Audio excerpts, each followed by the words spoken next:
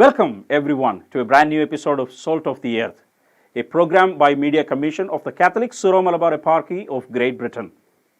Today we are going to bring you another saint of the Catholic Church. As you all know, the structure of this program is like this. We will be presenting the life of a saint in the Catholic Church, and there will be 5 questions asked which you need to send in the answers to us. In the last few weeks, we are getting tremendous response from a lot of people, and you have been sending the correct answers. But unfortunately, the first respondent with all the correct answers get the prize. And as we announced earlier, if you have sent correct answers consecutively for the first 10 episodes, you can claim to be included into a lot where, if you're lucky, you will get a prize. The last week's questions and answers were: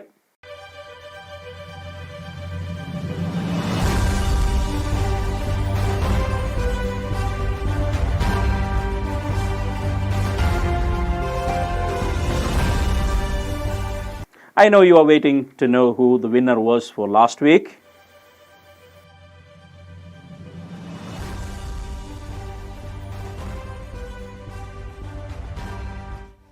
Hi, my name is Chris Curran, and I am from St Mary's Mission, Hamilton in Scotland. I'd just like to take a few seconds to say that the Salt of the Earth programme, produced by our diocese, is a great way in order to study the life of a saint in around 10 minutes. I'd urge everyone to take part in this, as it gives us an understanding of the determination that is needed and the struggles that are faced in order to attain eternal life. I believe that having good role models is necessary to fulfill the day-to-day missions of our life. I consider saints to be one of the best role models in order to fulfill our Christian mission, as they have endured all the temptations that are put forth by this world. So let us learn the life of these saints in order to try and live a life according to theirs. Thank you. You know the format to send in the correct answers. The format is now showing on the screen, as you can see. Answer number 1, 2, 3, 4, 5, your name and the name of your mission. And the number to send the correct answer via WhatsApp is also showing here on the screen. Now it is time for us to listen to the life of a Catholic saint.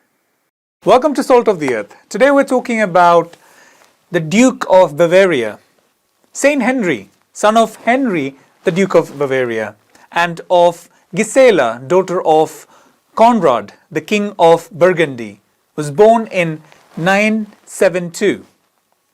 He received an excellent education under the care of Saint Wolfgang, who was the Bishop of Ratisbon at the time. In 995, at the age of 23, Saint Henry succeeded his father as the Duke of Bavaria. And in 1002, upon the death of his cousin Otho III, he was elected the emperor.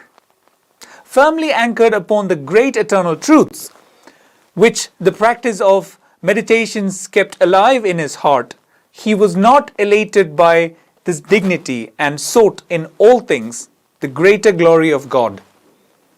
He was most watchful over the welfare of the church and exerted his zeal for the maintenance of ecclesiastical discipline, working with the bishops. He gained several victories over his enemies, both at home and abroad, but he used these with great moderation and compassion. In 1014, he went to Rome and received the imperial crown at the hands of Pope Benedict VIII. Circumstances several times drove the Holy Emperor into war, but for which he always came forth victorious. He consolidated his powers by cultivating personal and political ties with the Catholic Church.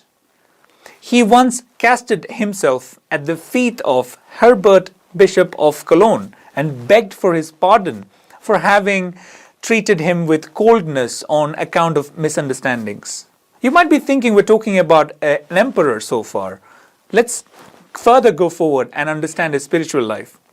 He wished to resign and retire into a monastery, but yielded to the advice of the abbot of Verdum and retained his dignity.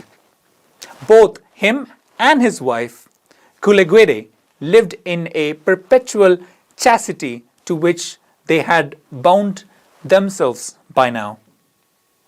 So, based on their vow, the saint was numerously pious foundations giving liberty to pious institution and built a cathedral of Bamberg. He stressed services to the church and prompted monastic reforms. He is the only medieval German monarch to ever have been honored as saint. He died there on 13th July 1024 at the age of 51 after suffering from a chronic painful urinary infection. Henry had been working with the Pope to assemble a church council to confirm his new system of imperial ecclesiastical relationships before he died, leaving this effort unfinished. For his remarkable personal pity and enthusiastic promotion of the church, he was canonized by Pope Eugen III in 1146. Henry's wife was equally pious. Empress Cuneguede was canonized as well, and this was by Pope Innocent III in 1200. As the union of them produced no children, the German nobles elected Konrad II, a great-great-grandson of Emperor Otto I, to succeed him after his death in 1024.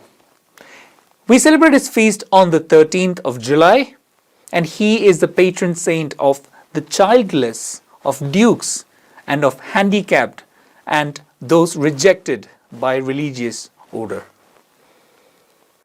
Now we have the question time.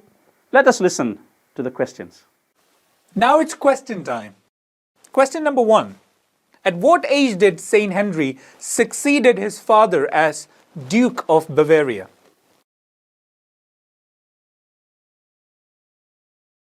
Fill in the blanks. He is the only medieval monarch to ever have been honored as saint. Number 3. What year was Saint Henry canonized?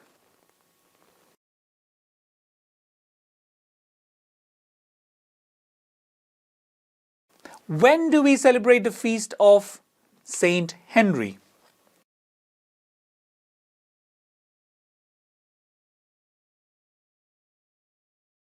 And the final question, fill in the blanks. He is the patron saint of the childless, of dukes, of the handicapped, and those rejected by dash.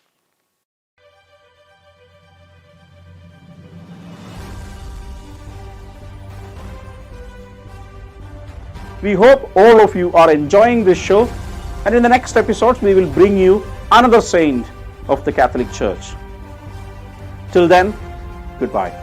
May God bless you all.